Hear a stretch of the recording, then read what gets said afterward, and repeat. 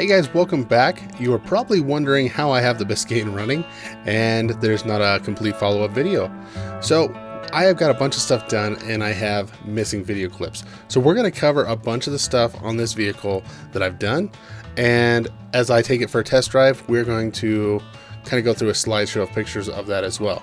So here's the engine bay. Just a quick look at the whole thing as it's put together before we go on our test drive.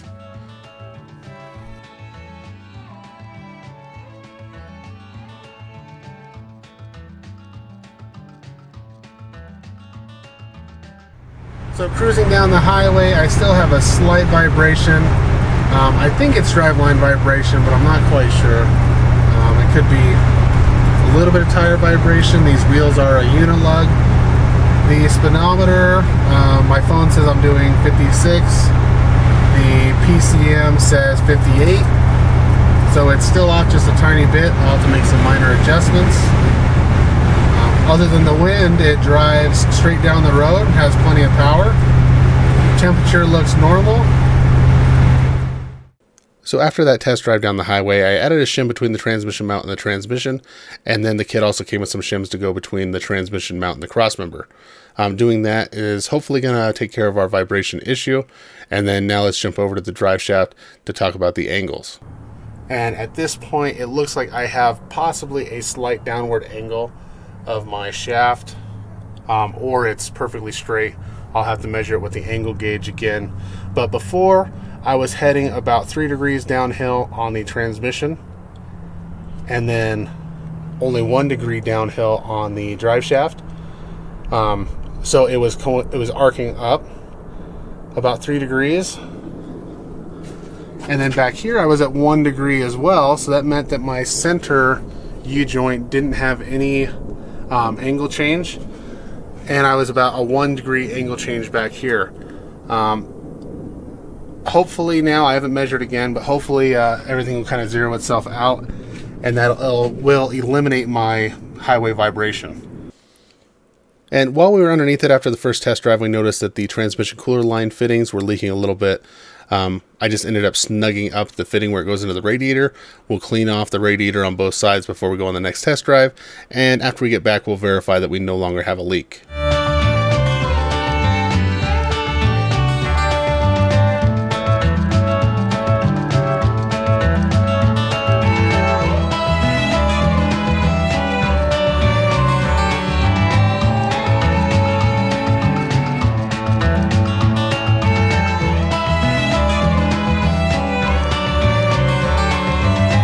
Now, another thing we did before we took this out on the highway and really got up to speed was change the tires. The old tires were completely dry rotted and weren't really safe for highway use.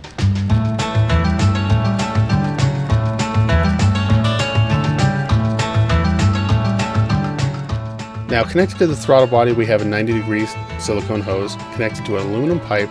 Then we have our mass airflow sensor. And then for our filtration, we have a nice big dry filter. If the vehicle idles for an extended period of time, the intake air temperature does seem to rise a little bit, but as long as you're driving it, it drops down to ambient air temps.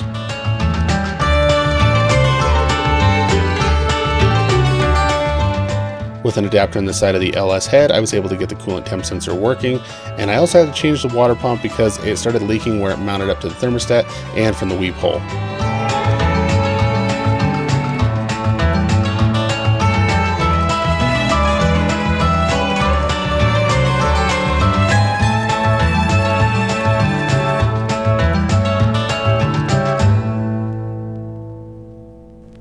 The replacement water pumps have a slightly smaller thermostat opening, which allowed this thermostat housing to seal up properly to the water pump. The original water pump just had too big of a hole, so it was causing it to leak. To increase the efficiency of the cooling system, we did add an overflow. That hose connected to the bottom goes up to the radiator neck. The other pipe sticking out the bottom there is just in case this reservoir fills up all the way, it can dump the coolant onto the ground. It fit real nicely between the battery and the radiator, and looks like it belongs under the hood with all the other accessories we chose. This should help keep the radiator completely full of coolant, improving our efficiency for the Colorado mountains.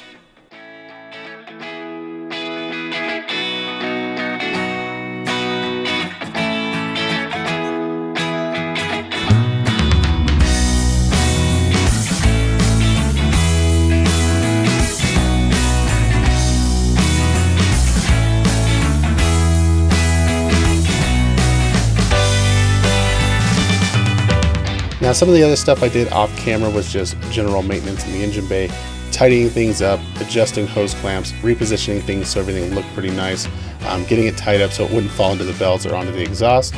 And then we did the same thing on the other side with the power steering lines at the engine harness, and we also got the PCM mounted down underneath the air intake system. I also got the coil covers polished back out where I had to modify it to fit around that alternator.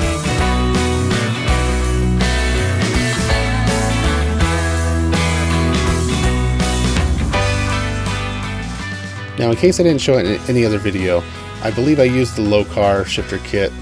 This goes from the transmission all the way up to my steering column. You just have to bend the rod and cut it to length, whatever you need, and it worked out pretty good.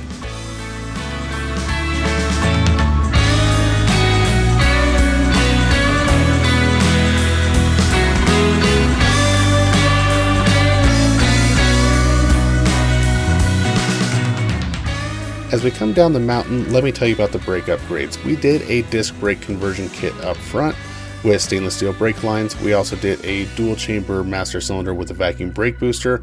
If I had to do this all over again, I would have went with a Hydro Boost or a much smaller brake booster because I had to put an offset bracket in here to get that brake booster to clear the valve cover.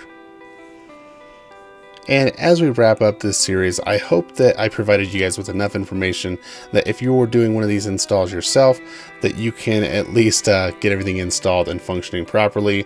Maybe some of my fitment will help you along the way so you know which parts actually fit, which ones don't, which ones require slight modifications, and so on and so forth. I appreciate you guys for sticking along for this build, and sorry it took me so long to wrap up the videos. Thanks for watching, and I'll see you next time.